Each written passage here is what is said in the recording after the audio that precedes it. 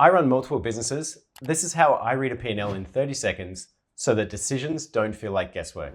Okay, so when it comes to looking at financial statements, one of the biggest barriers that I see people have in the way that they don't necessarily know is there is that the financials are just not structured in a way that is business owner friendly.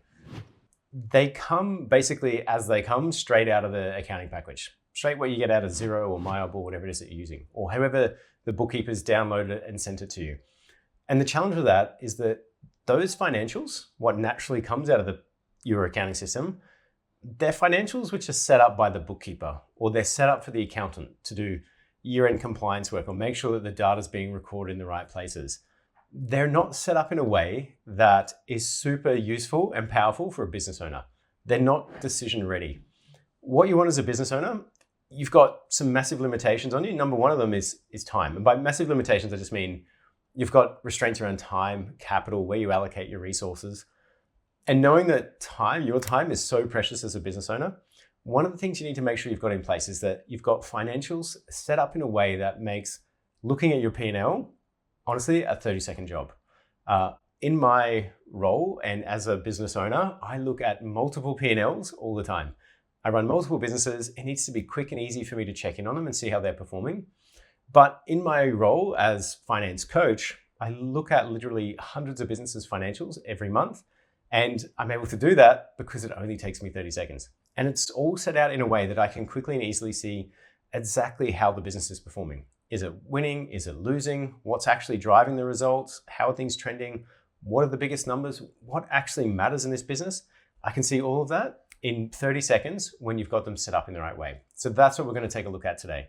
Okay, so let's start here. And I hate doing this. I hate putting this slide on the screen for you to look at, but I'm going to put it up there and just let it sink in for a minute of what this is like. This is what the standard P&L looks like. And unfortunately, the way in which most business owners are handed their financial statements to look at it. And I think if you have to look at this for a short period of time, and you actually check in with yourself, like, how does this make you feel? And by feel, I'm saying actually getting into the emotional side of it. The reason being, I know 99% of business owners out there, if we put this in front of them, this is going to have that feeling's going to come up for them of just overwhelmed, disgust. I hate this, like, get it away, stop looking at it. And unfortunately, when those are your first feelings that occur to you when it comes to looking at your financials, just think what kind of state that's putting your brain in terms of wanting to engage with the financials. Let's touch on why I hate numbers looking like this or being given to business owners when they look like this so much. The obvious one is that it's in 0.5 size font and you can't even read it anyhow unless you've got a magnifying glass. So to start with, that's a massive barrier. That's just because there are so many numbers on the page. It's one of those cases of not being able to see the wood for the trees when you got P&Ls that look like this. Some of my other frustrations with it, there's no subcategorization going on. All the accounts are just listed here in a big, long, alphabetical list of order. And that works great for the bookkeeper because they can find things that they're coding and putting it into places, and that works for them. It doesn't work for you as a business owner who wants to be able to see what the different components of your business are and see how they're performing. For example, you have to find accounts like advertising and add it to marketing to see what we're spending in terms of the marketing growth side of the business. And that requires looking one place and finding amounts somewhere else and adding them together. And we could do the same around the team costs. We could find wages and add it with contractors and superannuation. All these accounts are at different places and we need to group them together. I see it all the time when people come into my business with their financial statements for me to look at. The bookkeepers had free reign, and bookkeepers love to just create new accounts for every single item that comes up. So we've got things like printing and postage and stationery and all these different types of office expenses that get their own account. And ultimately, as a business owner, these are, like, in the scheme of things, meaningless numbers to you. And it's just so much noise that gets created by having this really, really long list of chart of accounts. Some people fall into the trap of thinking more granular, more detail helps me understand and know what's going on. It doesn't. It just distracts you and takes up your brain power with having to navigate all of these different numbers. When you look at a P&L like this, you don't have context for which numbers matter and which numbers don't. And what I mean by that is you'll have lines on here. Here's an example, general expenses, which is only $290. But that number is getting the same amount of real estate on this report as another number which is worth $331,000. So something which is like magnitudes of thousands of times bigger, yet it gets the same amount of real estate on this report, and you're just relying on your brain being able to spot the numbers and realize, oh, that's a really big number, that's a really small number. So let's stop looking at numbers that look like this. Let's structure your P&L the way that you're looking at it, and the format and the way things are grouped in a way which is business owner first, so that you can see what matters and easily see exactly what's going on within your business at a simple glance. Okay, so how do we actually do this? First of all, you need to know it's a two-step process. The first step is taking all of these accounts and grouping them into just 5 key categories. These categories are what I refer to as the business drivers. These are the key different chunks or cogs in the way that your business actually makes profit. And the reason I want to look at them in these 5 distinct categories is because the strategies that you pursue to make profit in your business are different for each one of these 5 areas. And so this is about setting your business up for making profit, understanding how your business makes profit and being able to spot where the pockets of profit are just sitting within your business that you can just unlock. Where this idea of subcategorizing it into the key business drivers came from is in my past life, I was a CFO for a global marketing agency, huge business, listed on the London Stock Exchange. I lived in London, and we were responsible for reviewing the financials of about 100 different businesses that we owned that reported into us in the head office. And obviously comparing that many businesses was a huge task. And the way we were able to do it and benchmark across them and understand exactly how they're performing, what the opportunities are, is that we subcategorized all the P&Ls down just into these 5 simple categories. In that business, they actually did it 6 categories what they were looking at. I've gone one further and grouped it to make it even simpler for small business owners to understand. Okay, so what are the 5 categories? The first category is the cost of sales. This is any cost directly linked to the sale you're making or the production of the goods and services that you're producing. So if you're in hospitality, this is the food and drink. If you're in retail or e-commerce, it's the products you're buying to sell. If you are construction or trades, it's the raw materials you're buying and putting into the jobs. The next category is the team cost. Now for me, this is any cost related to the people who work in your business. So we've got salaries and wages, we've got contractors, we've got offshore team, we've got superannuation, insurance, any of the costs related to the team. There's often a question that comes up all the time, so I'll address it right now. Do people go into cost of sales if they're directly related, or should they be in people? My honest preference is that we group all of the team into the team costs and not actually show them in the cost of sale. The reason for that is because I'm not looking for gross profit margin on the deals I'm making here. I'm looking at where the opportunities are to make more profit out of my business. And the way that you manage cost of sales, buying materials, buying power, wastage, the pricing of the jobs, all of that side of stuff is very different than the way you manage people. People is all about leadership and understanding their skill set and their capacity and utilization. That's very different from the way we manage buying widgets in a business. So the third category is what I refer to as marketing growth. So this is basically any money you are reinvesting to grow the business. So yes, obviously advertising spend, those kind of things, advertising, PR, direct related stuff, but it can also be coaching or sales coaching or anything that you're investing to be able to grow and scale your business to the next level. I think it's really important we look at that as a standalone category on its own right. Particularly because when we start getting into the profit formula and understanding, the opportunity in this business is just that if it was busier, we need more leads, then we can look straight to, well, how much are we spending, and starting to understand the ROI of marketing spend in a business. The fourth category is property, and this is only really relevant for the bricks and mortar businesses, but when it's really important that you understand what you're paying in rent and how, what the utilization of your site is and how long it's going to be until you're at full capacity and you need to move to another location or open another office or move to a bigger warehouse, it's really important that we look at the property costs as a standalone. And then I have bucket number 5. This is what I refer to as overheads. And for me, the rule is anything that doesn't go into buckets number 1, 2, 3, 4 ahead of it ends up in the overhead bucket. It's just the catch-all bucket at the bottom there where anything else lands. When we go back and look at the standard traditional P&L that looks like this, when you start to break all these costs down into those 5 categories, what you realize is that the overheads is basically where all the noise is in a standard P&L. Almost 50% of the numbers on this page would be grouped into the overheads category.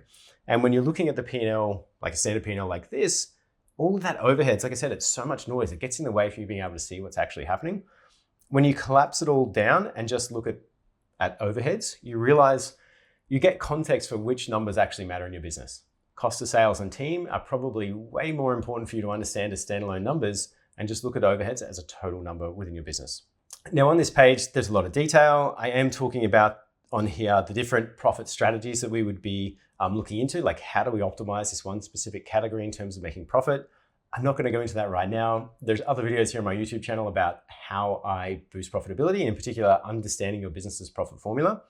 And you'll see how structuring your P&L in this way is setting you up so that when it comes to making profit, you've got the data in a format that makes it so much easier for you to understand the key numbers, the key opportunities and profit levers that you can pull within your business to get results. Okay, so that was step number 1. Let's now take a look at step number 2.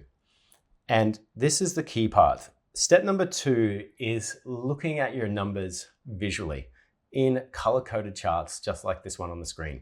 The simple kind of metaphor for this is a picture tells 1,000 words. Like what you can take in such a very quick period of time compared to going and looking at the full-blown boring P&L back here is incredible. The amount of information you're able to take in, process, spot the insights, spot the trends, get the context in terms of which numbers matter.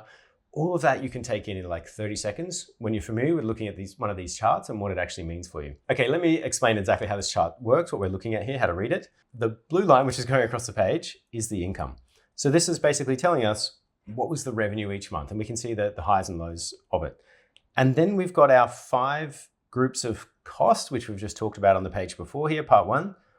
Our 5 groups of costs are all shown in their own block of color, put on the page. And so those 5 costs are essentially those blocks of color stacked together. And I've got the costs being stacked together so that we can see what the total costs are, but how much of it is made up of each of those different categories.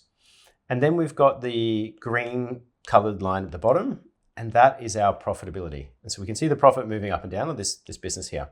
And when we have income higher than our costs, this is a period in time when we're actually making a profit. Whereas a different month here, for example, we've got total costs higher than income, we're making a loss in that period.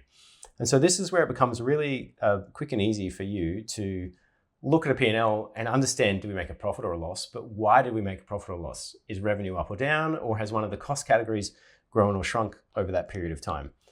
And the thing I love about looking at a chart like this is it becomes really easy to spot what a fixed cost, what a variable cost, which costs are moving in my business, which ones are staying the same every month.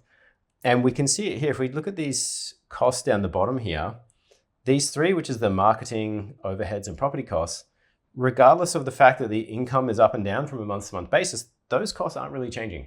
So it's easy to identify that those are fixed costs within our business. Whereas some of the other costs, like the cost of sales, are getting higher and lower based on what's actually going on within the income. They move in proportion to the income. The other thing I love looking at a chart like this is it's really clear to see where is the money going? What is the most expensive cost in this business?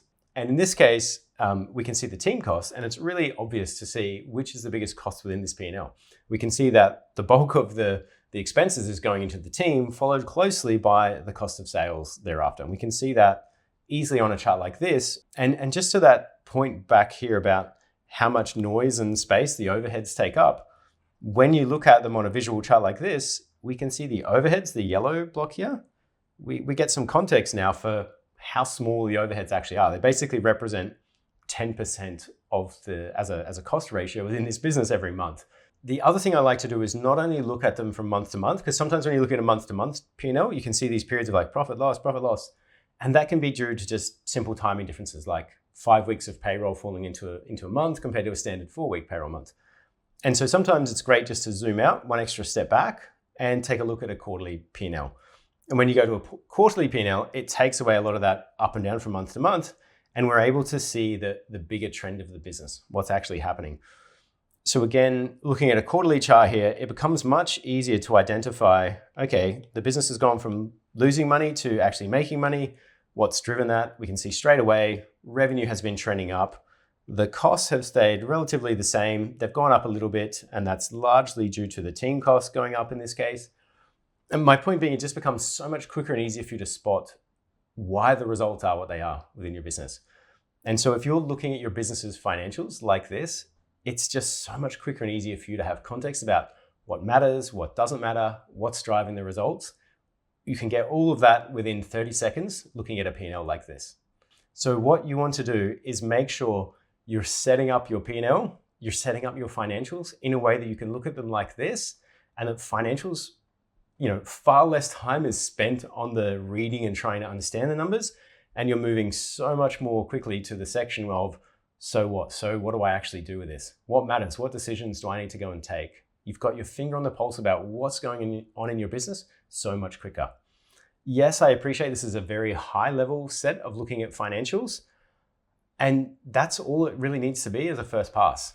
If something then sticks out to you in these reports as why are overheads so much higher, or why is it going up or down, then of course we can go back to this data. This data is all still here. It's the underlying finance system. We can go looking back into it for the answers.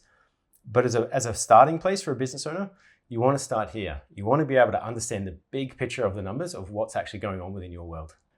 Like I said at the beginning of this video, I run multiple businesses myself, but I also look at hundreds of different businesses every single month. This is the exact framework of how I look at a P&L in under 30 seconds and know exactly what matters and what's going on within those businesses. If you found this video useful, be sure to subscribe for more financial frameworks.